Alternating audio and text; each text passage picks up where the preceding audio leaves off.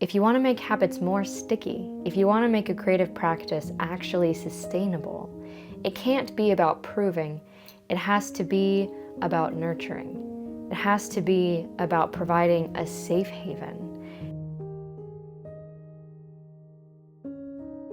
I'm back again, and today I got to my desk purely to give myself 5, maybe 10 minutes of doing something fun and interesting, because once again, life is swirling around, and reminding myself that creativity can be about giving myself a moment of reprieve.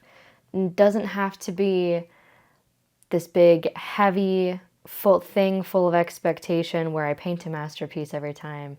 And I remembered that a few days ago, I was just like doodling while I was around, I was on a call maybe, and I did some little stripes like this where the paint kind of like blended in because I got it really watery, and then I tilted my sketchbook like that, and so I thought I would try this. Now, the reason that I am talking about that is because one of my favorite ways to get myself to my desk is trying a more process-oriented artistic exercise where I'm doing it literally because I want to watch what happens. It's like an experiment.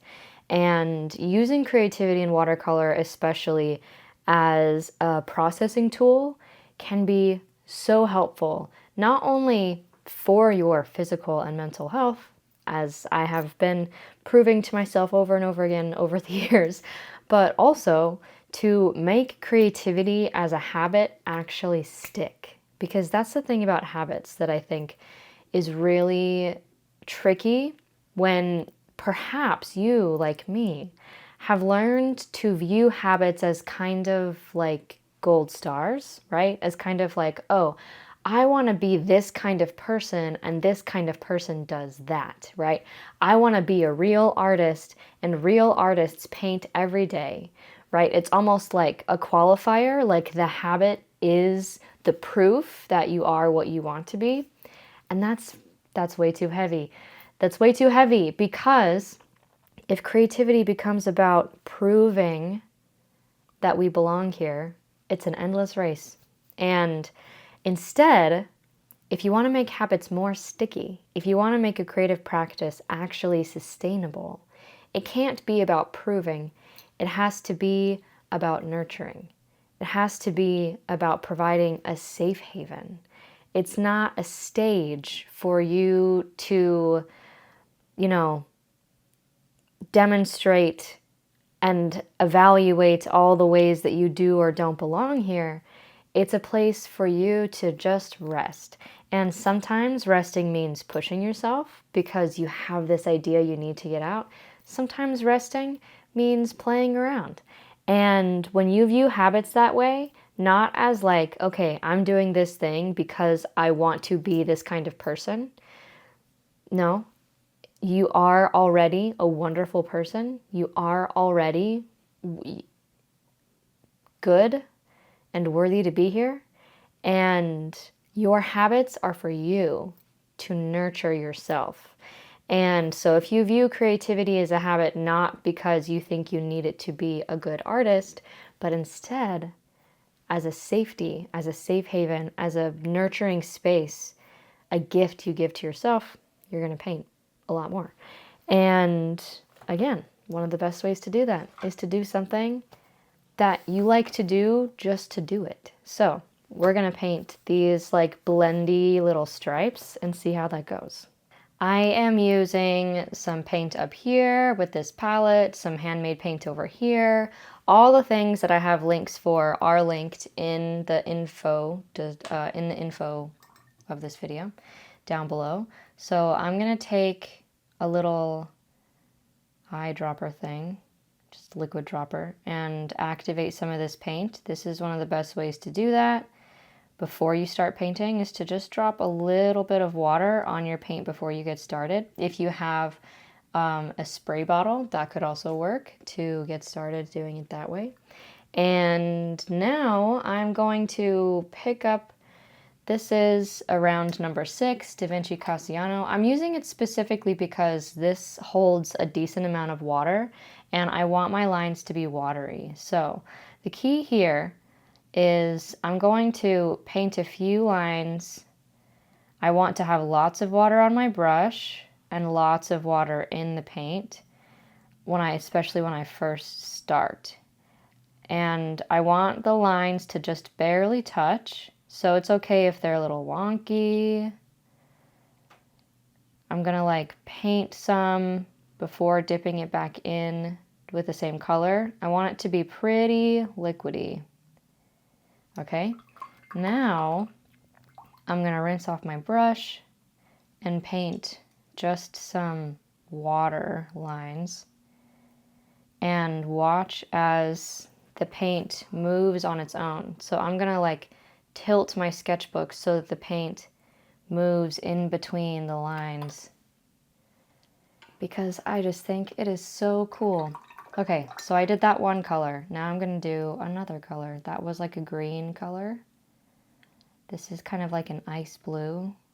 This is just one of those this little palette is one of those paint palettes I purchased, I don't know, a few years ago probably. I don't remember who it is off the top of my head, but like I said, if I have the link, I will link to it. But I love having little palettes, like this is handmade paint. I love having little fun color palettes like this for experimenting, especially because then I don't have to think about the colors too much. They're already here. So already these colors are doing some cool blendy things. I'm going to tilt it again to see if I can get, maybe I'll tilt it this way so that the blue kind of goes back into the green a little bit. I could tilt it down. So I switched off between using the paint and then rinsing my brush and painting just water so that the paint could move.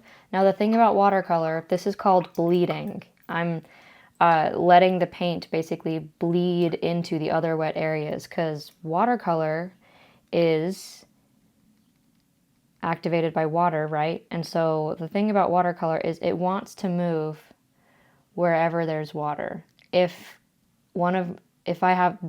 works because these watery strokes are encouraging the paint to move in and out. And it can be super fun. Okay, I'm gonna do another line. I think I am going to do this red.